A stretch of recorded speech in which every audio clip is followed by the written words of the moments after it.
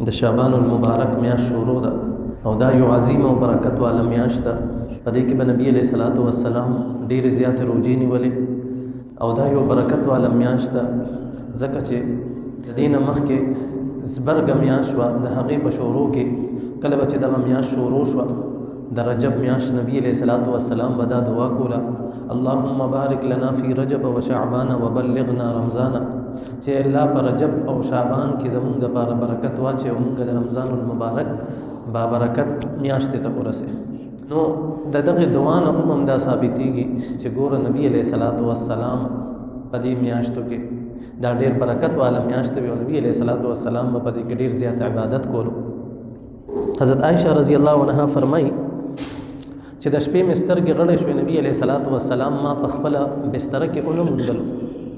نو زه ورپسې جنت البقیع ته لاړم او جنت البقیع کې ما وکته چې نبی علیه الصلاۃ والسلام په عبادت کې مشغول دی. نو ما ته نبی علیه الصلاۃ والسلام ووی چې عائشې، الله جل شانه د دنیا اسمان ته د خپل شان مطابق راکوزیږي او وی د ډیرو زیاتو خلکو مغفرت کوي. د دان خلکو مغفرت کوي په 15 د شعبان کې دغه مبارک شپه کې د دان خلکو مغفرت کوي لکه د قبیله کلب چې سانه ګډې او بزیدي، قبیله کلب سانه ګډې او بزیدي او پاغي باندې سانه وخت دي د هغه عمره الله جل شانه خلق دا معاف کوي، دا غي مغفرت کوي او بخنه کوي.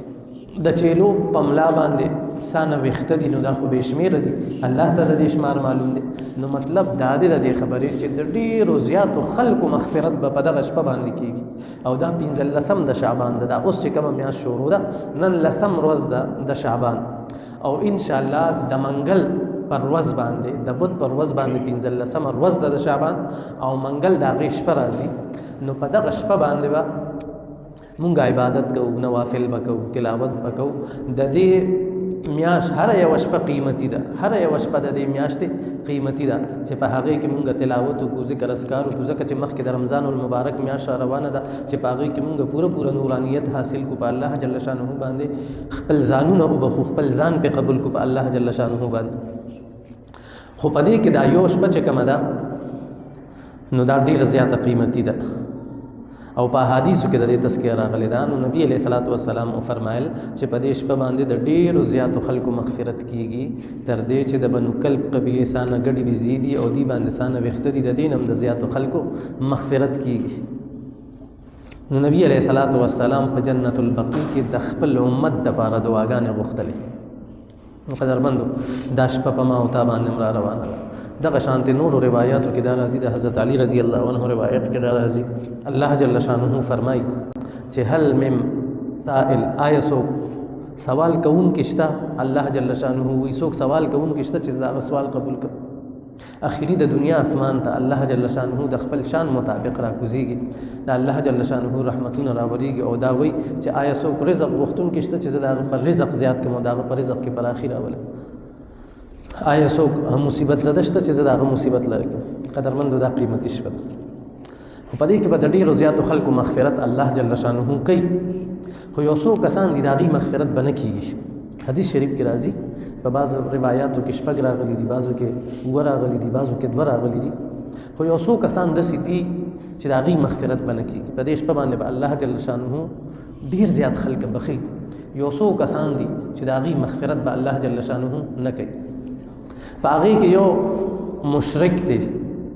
چې الله جل شانه سره څوک شریک ګرځي. الله جل شانه سره د الله جل شانه په ذات کې که څوک شریک ګرځي چې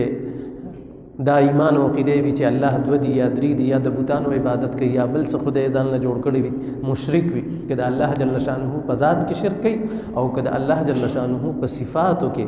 الله سره شرک کوي، نو د دغه انسان چې شرک کوي د دغه انسان مغفرت دا به نه کېږي، د دغه انسان مغفرت به الله جل شانه نه کوي. یو دا شو. دویم نمبر باندې د هغه انسان مغفرت نه کیږي چې کم کینور وي، د هغه په زړه کې کینه پرته وي، مشاحن ورته ویل کېږي چې د ده په زړه کې کینه پرته وي، د بل خیرخوا نه وي، بل ته په زړه کې خیرې پرتې وي، که بل الله جل شانه څه نعمت ورکړی وي نو دله په هغې باندې غصه ورځي او دا په ده باندې بد لګي او د ده زړه صفا نه وي کینور وي نو دغه انسان مغفرت نه کېږي دغه انسان مغفرت نه کېږي. دریم نمبر باندې هغه انسان چې هغه شراب څکي د شرابي انسان مغفرت به عموما په دغه شپه باندې نه کېږي ځکه چې شراب کم انسان اوس کې د هغه نه 40 ورځو پورې الله جل شانه ناراضه وي او وایي که ده ته مرګ رالو په دې 40 ورځو کې نو وي دی د کفر په حالت کې به دی مري. او بل یو دا نه سخت وعید راغلی دی چې څوک شراب څکي او څه ټایم دی دا شراب څکي او د شرابو په نشه کې وي نو وایي د ده نه دا ایمان دا وځي. دوه شیونه داسې دي چې هغه څه ټایم انسان هغه فعل کوي نو د ده نه ایمان وځي. یو زنا ده لا یزني الزاني حین یزني وهو مؤمن داسې نشي کېدی چې یو انسان زنا کوي زنا د الله جل شانه نافرماني کوي او دی په دغه حالت کې مؤمن هم وي نه مؤمن نه وي د ده نه دا ایمان اوچت شي او د ده په سر باندې ولاړ وي. د ستا د زړه نه چې ګوره د ایمان هغه نور وځي که 10 سکندو لوي او که 20 سکندو لوي او که د سترګې د رب برابر وي نو دا څه نه غټ نقصان دی دې ته تا سوچ کړی دی د یو سکند لپاره هم څوک نشي برداشت کولی چې د هغه د زړه نه د ایمان وځي. نو دا دوه ګناهونه داسې دي چې دا څه ټایم انسان کوي او په دغه فعل کې دی مبتلا دی نو د ده نه ایمان وځي. یو زناکاري ده لا یزني الزاني حین یزني وهو مؤمن کم انسان چې څه ټایم کې زنا کوي نو دی په هغه ټایم کې مؤمن نشي کېدی هغه ایمان د ده نه اوچت شي چې دی د دغه فعل نه فارغ شي واپس دته ایمان راشي او هغه ایمان بیا هغه حالت نه وي ګوري هغه ایمان بیا ډېر ضعیف شی وي. او دویم نمبر باندې چې کم انسان شراب څکي څه ټایم چې دی شراب څکي شراب نو دغه ټایم کې د ده نه دا ایمان وځي نو دا سانه سخته خبره ده. په شب بارات کې چې دی باندې الله جل شانه د ګناهګارانو مغفرت کوي او دغه عظیم شپه دا د منګل پر ورځ باندې دا روانه ده او په دې باندې دغه انسان مغفرت ونشي دا سانه د بدبختۍ خبره ده. او سلورم نمبر باندې د کم انسان مغفرت نه کېږي سلورم نمبر باندې د قاطع الطریق کم چې شکمار وي ګوره یو غلا وي غلا وایي دې ته چې ته د انسان په غیر موجودګۍ کې د هغه مال واخلې هغه خبر نه وي د هغه د غفلت په حالت کې ته د هغه مال واخلې هغه پې نشي دې ته غلا ویلې کېږي.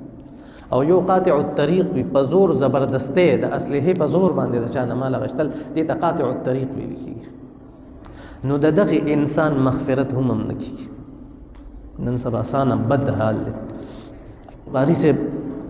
ګیر کړو موبایل یې ته اخیستلو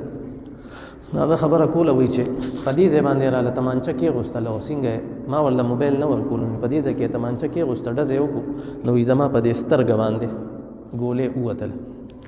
وایي بیا هسپتال کې پروت وم وایي ما یم زه دا یو سترګه لاړه خو دا یو خو کار کوي که نه خو پته ورته لګېدلې وه چې دې قاري صاحب خو مونږ پېژندلی یو نو وایي هسپتال ته راللو په دې بله سترګه کې راله داسې څه واچول چې د هغې هغه نظر هم لاړو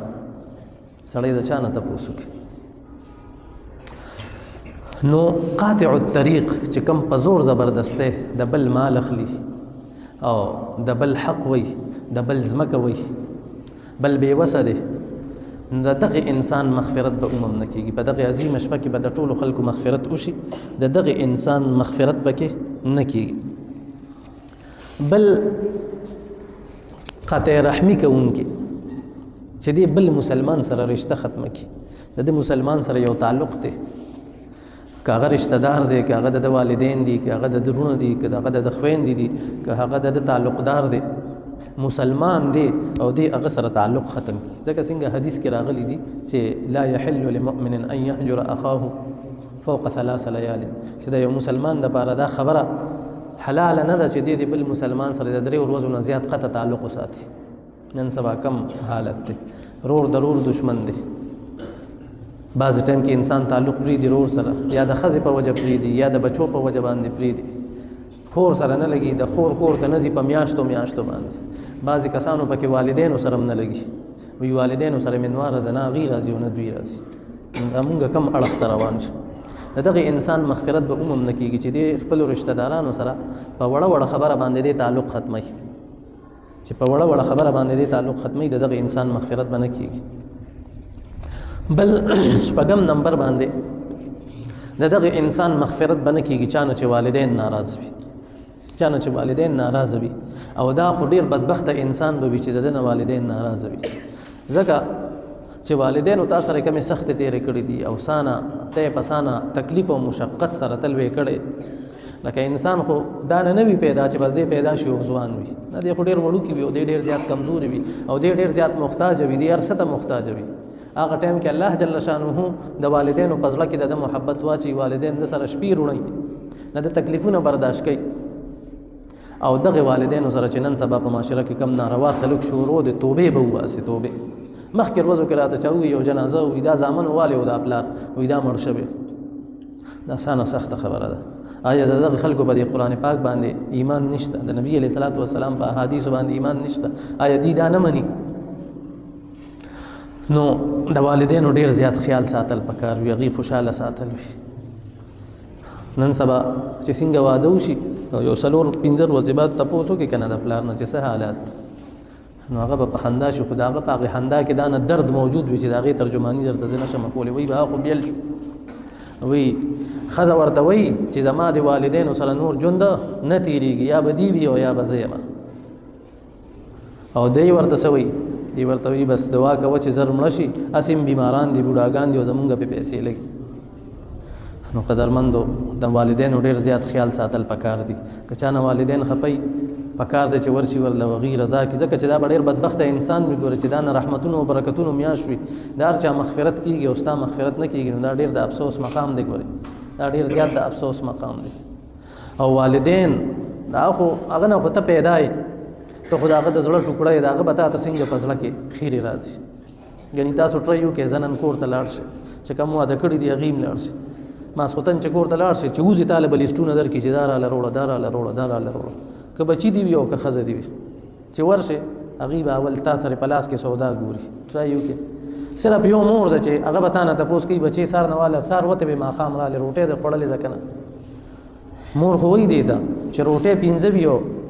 بچي 6 دي مور وایي زما زړه ته نه کېږي پرېږده چې زما دا بچي وخوري او دغې موریانو سره بیا زمونږ ډېر ناروا سلوک روان وي دغې والدینو سره نو حدیث شریف کې راغلی دي چې کم انسان د والدینو نافرمانه وي د دغه انسان مغفرت به نه کېږي ګورې او دا استاد سره موقع ده دا استاد سره موقع ده ځکه جب سانس ہے تو چانس ہے دا سره اوس موقع ده لاړ شه خپل والدین رضا که هغې سره کښېنه هغې سره نرمې پستې خبرې وکړه که هغې زیاتې خبرې کوي هغه وره هغه برداشت کړه الله جل شانه به درله اجر درکړي ځکه چې د مور د خپو د لاندې جنت دی او پلار د جنت دروازه ده چې ته په دنیا کې به د جنت دروازې باندې تخپې کېدې او په جنت باندې تخپې کېدې نو ته به بیا آخر دنیا کې ته څه د جنت تمه وکړي او تا ته به څه ښېګړه میلاو شي قدرمندو دغه شپه دا په دې کې 3 کارونه وکړي یو پکې دا کار وکړي چې دغه شپه باندې نبي علیه الصلاۃ والسلام د جنت البقیع مقبرې ته تللی خو نبي علیه الصلاۃ والسلام نه په ټوله زندګۍ کې صرف یو پیره ثابت دي چې په یو پیره تللی دی مقبرې ته نو که څوک د سنت په غرض سره ځي د ثواب په نیت سره لاړ دي شي خو بیا په زندګۍ کې یو پیره تګ دی بار بار تګ نه دی او بل چراغا کول او بلبونه لګول او په مقبره کې بیا شمع او ډیوي لګول نو دا ثابت نه دي نه صحابه کرامو نه ثابت دي نه د نبي علیه الصلاۃ والسلام نه ثابت دي داسې بدعات دي دویم نمبر باندې په دغه شپه باندې نفلونه کول پکار دي نوافل ذکر اذکار دا کول پکار دي خو په جمع سره نه نفل به په جمع سره نه کې دا بزان لکه ځان لا پکور کې چې ذکر کې اذکار کې تلاوت کې هر څه کې ټول شپه عبادت وکړه او دریم نمبر باندې روزه نیول روزه مستحب عمل دی په دغه ورځ باندې یا اوس نه اراده وکړي چې نبی علیه الصلاۃ والسلام به د ایام 20 3 روزې نیولې 13 14 15 نو تاسو دغه 3 روزې په دغه نیت باندې ونیسئ او نبی علیه الصلاۃ والسلام په دې میاشت کې روزې ډېرې نیولې الله جل شانه دې موږ په دې باندې عمل کولو توفیق راکړي وما علینا الا البلاغ